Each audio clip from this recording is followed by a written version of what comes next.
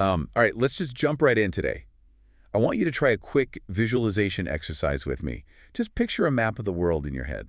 Oh boy, here we go. No, it's easy, I promise. Go ahead and close your eyes if you're in a safe place to do so. Hopefully not driving.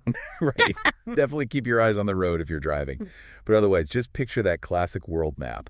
You're likely seeing those crisp, multicolored shapes, right? Like a classic elementary school classroom map. Exactly. France is a hexagon. Brazil is this massive green wedge.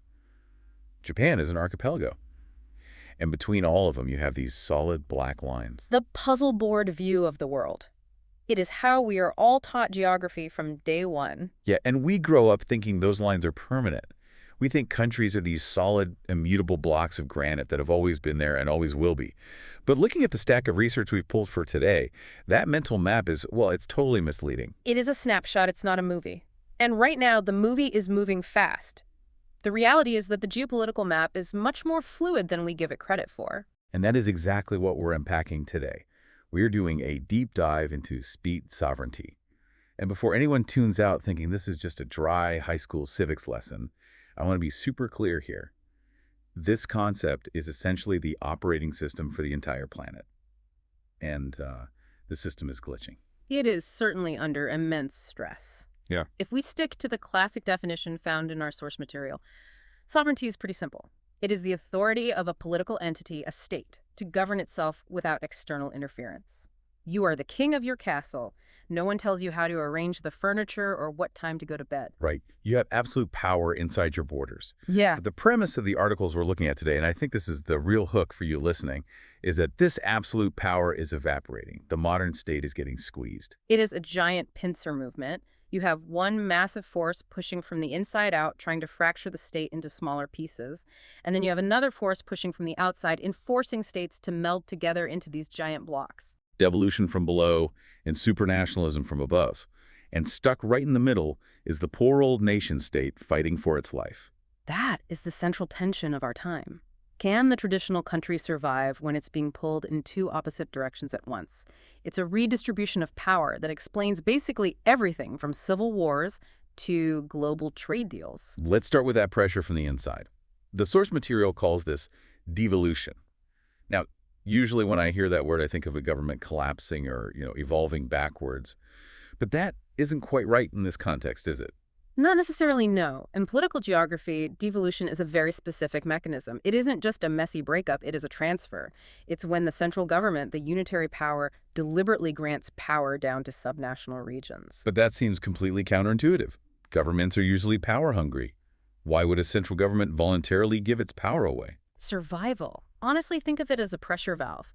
If a specific region is distinct culturally, linguistically, or historically, and they feel ignored, that pressure builds up.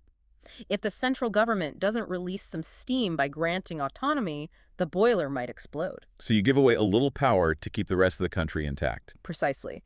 And the research breaks this down into three distinct tiers. It's a spectrum of how much control the state actually relinquishes. So tier 1 is the creation of autonomous regions. This is where you take a specific area and say, okay, you have special status. The example that really stood out to me here was Canada.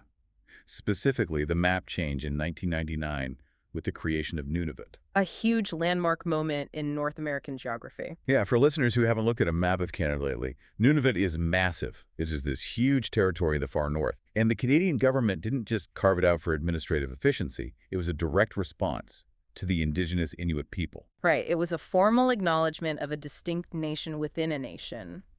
The deal was essentially, you aren't leaving Canada, we're still one sovereign state.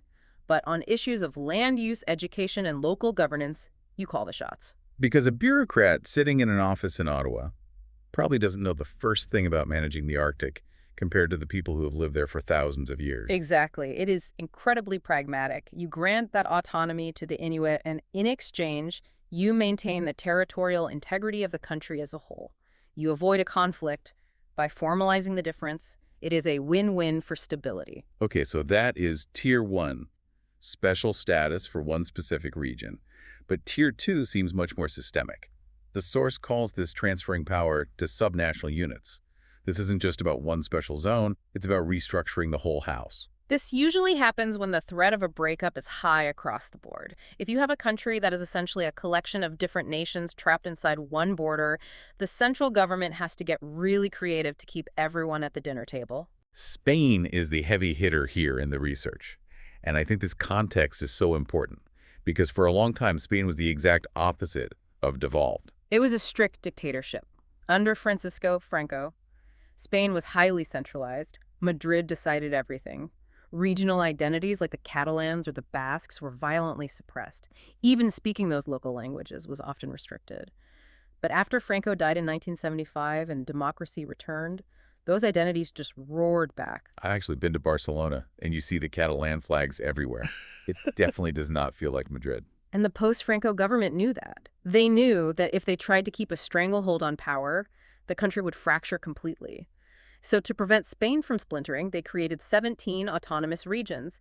They decentralized the police, the education systems, and healthcare. So they essentially said, we can stay married, but we are sleeping in separate bedrooms and we have separate bank accounts. That is exactly the dynamic. Belgium is another one mentioned in the text that follows this Tier 2 model. And that country feels like it's barely holding together sometimes. Belgium is a fascinating case of federalism as a pure survival tactic.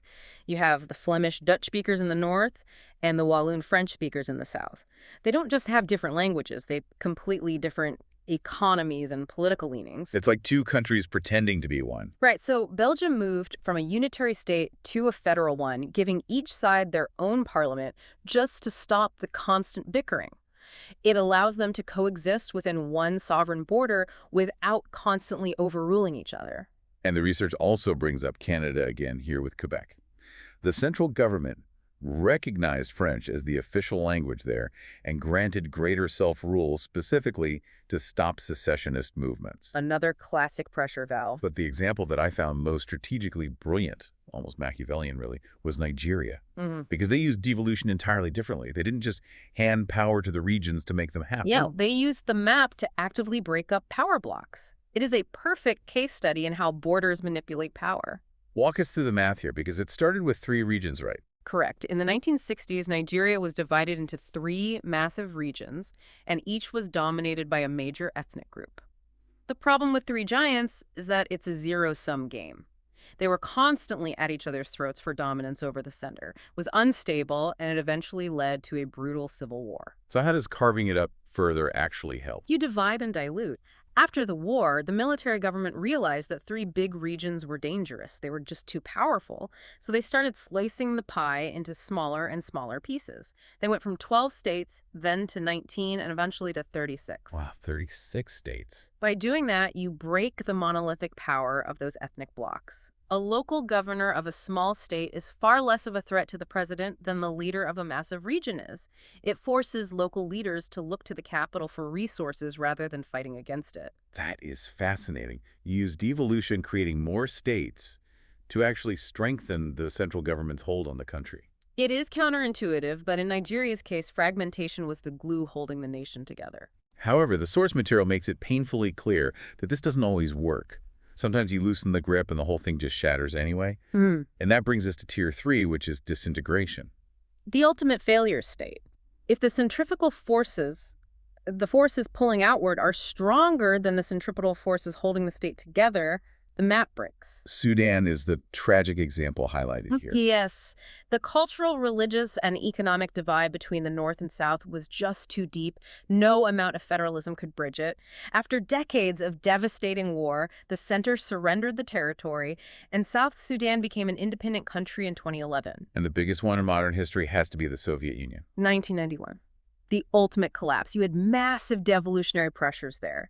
The satellite states like Ukraine, the Baltics, the Stans, they didn't just want autonomy anymore. They wanted out completely. The center could not hold. Right. One giant red block on the map became 15 distinct sovereign countries overnight. It really makes you realize how fragile these supposedly permanent borders really are. And there is an accelerant to all this now, isn't there? We have to talk about the tech catalyst. We do, because these devolutionary movements aren't just happening, they're happening exponentially faster than before. The source points the finger squarely at the internet and social media. It specifically talks about the democratization of information. Think about how a traditional sovereign state maintains control. It isn't just about having the biggest army, it's about controlling the narrative. You control the TV stations, the newspapers, the schools. You decide what the truth is for your citizens. Well, the internet shatters that monopoly. Completely. The Arab Spring in the early 2010s is the textbook case in the research. You had authoritarian regimes in places like Egypt and Tunisia that had an iron grip on traditional media. But the people were on Facebook. They were on Twitter. They were organizing massive protests in real time using cell phones. Exactly, and sharing videos of police brutality that the state media would never ever show. It allowed for rapid mass mobilization. The state just couldn't react fast enough. No, they couldn't. Technology allows subnational groups to bypass the state entirely and talk directly to the world and to each other. It severely erodes a sovereign state's ability to keep secrets and maintain order. So that is the massive pressure from the inside. The state is being pulled apart by regions, ethnic groups, and internet-fueled movements. But now we have to pivot. Because at the exact same time, there's this massive force pushing from the outside. Supranationalism. And this is the part that I struggle to wrap my head around sometimes. We just spent 10 minutes talking about how countries fight tooth and nail to keep their power. Why on earth would a sovereign country sign a treaty that voluntarily gives their power away? It is the ultimate cost-benefit analysis. Supranationalism is defined as when 3 or more states form an administrative body to achieve shared goals. But the catch, the price of admission, is sovereignty. You have to agree to follow rules that you didn't write yourself. So why pay that price? The research outlines 3 main drivers for this: environment, economics, and military. Let's look at the environment first. Pollution doesn't carry a passport. Carbon dioxide doesn't stop at the border guard and ask for permission to cross. Right, so you get things like the Paris Agreement from 2015. Exactly. If a country wants to stop climate change, it knows it can't do it alone. It needs everyone to cut emissions globally, so they sign the Paris Agreement. But in doing so, they are technically allowing an international treaty to dictate their own domestic industrial policy. They are explicitly saying, I will limit my own factories for the greater global good. That is a huge concession of absolute power. Then there is the military aspect. This is NATO. The North Atlantic Treaty Organization. This is a massive sovereignty trade-off. Article 5 of that treaty states that an attack on one member is an attack on all members. Which sounds incredibly noble on paper, but practically it means you don't actually have full control over your own foreign policy or your own army. Correct. If you are a NATO member and an ally gets attacked, you are treaty-bound to get involved. You lose the sovereign right to just sit on the sidelines and watch. You are trading your military independence for collective security. You give up the right to say no to a war in exchange for having 30 friends back you up if you get punched first. And then the big one is economics. This seems to be where the vast majority of this supranational activity is actually happening. Because money talks. Economies of scale are very real. If every single time a cargo truck crosses a border it has to pay a new tariff, fill out different paperwork, and comply with entirely different safety standards, trade slows down to a crawl. It's incredibly expensive. So countries form clubs to make it cheaper. Let's run through the alphabet soup of major players I mentioned in the source, because each one demands a slightly different sovereignty trade-off. We've got the UN to start. The United Nations. The trade-off there is largely diplomatic and human rights focused. You agree to adhere to international standards, and you agree to use the UN Forum for conflict resolution instead of just unilaterally invading your neighbor because you want their land. It limits your ability to act aggressively on the world stage. Then there is ASEAN, over in Southeast Asia. That one is primarily economic. It's focused on lowering trade barriers and tariffs between countries like Thailand, Vietnam, and Indonesia so they can actually compete with the big global economies. They realize that individually they are small markets, but together they are an absolute powerhouse. Now here is a really unique one that the research highlighted, the Arctic Council. That is an increasingly vital case. It's 8 countries bordering the Arctic territory. As the ice melts up there, that land and the massive resources under it are becoming accessible. Instead of a free-for-all war over the territory, they are using this council to govern sustainable development. They are formally agreeing to share the sandbox rather than fight over the sand. The African Union is also mentioned as playing a crucial role. Yes, very crucial. Remember, many African borders were drawn by European colonizers with zero regard for who actually lived there. You have single ethnic groups abruptly split across 3 different countries. The African Union helps manage the constant friction those artificial borders cause pushing for political and economic integration so those colonial lines don't cause endless war. But the undisputed king of supranationalism, the one that demands the absolute most sovereignty from its members, is the European Union. The EU is in a league of its own completely. It is not just a trade deal, it is bordering on a superstate. I mean, they literally share a currency. That blows my mind when you think about it in terms of sovereignty. Think deeply about what that actually means. If you are in the Eurozone, like France or Germany, you do not control your own money supply. You cannot just print more money if your domestic economy is struggling. The European Central Bank does that for everyone. That is a massive chunk of sovereign power to just hand over to a committee. And they have open borders on top of that. The Schengen area, right? You can drive from Lisbon all the way to Berlin without ever showing a passport. A French citizen can just move and work in Italy without needing a visa. The member states have voluntarily given up control over their borders, their currency, and a huge amount of their laws to bureaucrats in Brussels. But we cannot talk about the EU and supranationalism without talking about the massive counter-reaction. Because clearly, some people looked at that exact bill and said, this is way too expensive. Brexit, 2020. It is the perfect counterexample to this whole trend. The campaign slogan was literally, take back control. And it worked. The source explicitly frames Brexit as a direct response to these specific sovereignty challenges. The British public looked at the supranational deal, the promise of economic growth versus the loss of absolute sovereignty, and they chose sovereignty. They wanted to control their own borders and make their own laws, even if it meant taking a significant hit to their GDP. It proves that this process of integration isn't just some inevitable law of physics. It can actually be reversed. Exactly. Supranationalism creates severe domestic friction. It is not a straight, smooth line to a one-world government.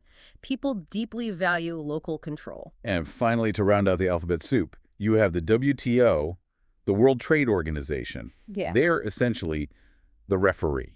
Right. If you want to play in the global market, you have to follow their rules. Yeah. You can't just slap a punitive tariff on a country because you are mad at them or the WTO will authorize legal penalties against you.